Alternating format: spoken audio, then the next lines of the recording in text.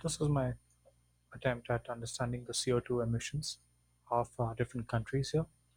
So we have selected very specific countries, specifically Canada, China, Germany, India, Japan, Korea, Russia, Saudi Arabia, and USA. So this one's particularly code in R using the GoogleViz package, and this particular package allows us to have a visualization on the lines of famous statistician Hans Rosling. Uh, and if you're trying to emulate a similar visualization for CO2 emissions, so here are our options where we can have a same color for all the different nations, where we could have a unique color for each individual nation, and based on the measure, we could have a different option there.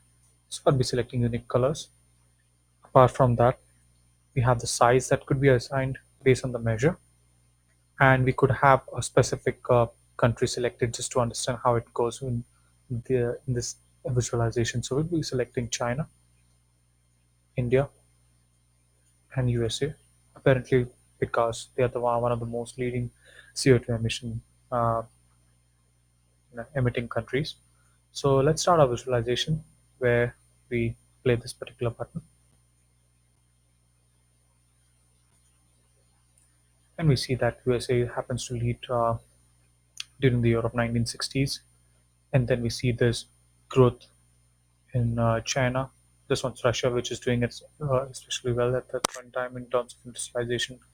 We do see a backward trend, and China is really accelerating there, overtaking Russia over there.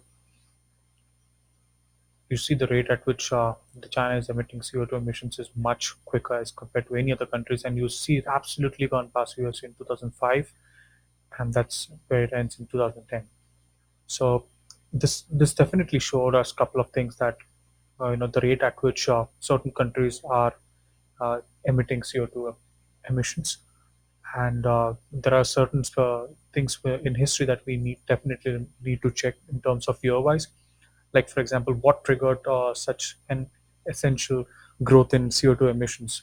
So was it industrialization or excessive deforestation, or what were the factors? So we need to dig into those factors in history. So you see this particular point at which China is doing absolutely well. It does come back. It does come back. So what was it? War? What were the factors that actually caused it? Were certain policies being implemented? So this encourages us to dig down into history, to look down into the factors which are responsible for the CO2 emissions. Thank you.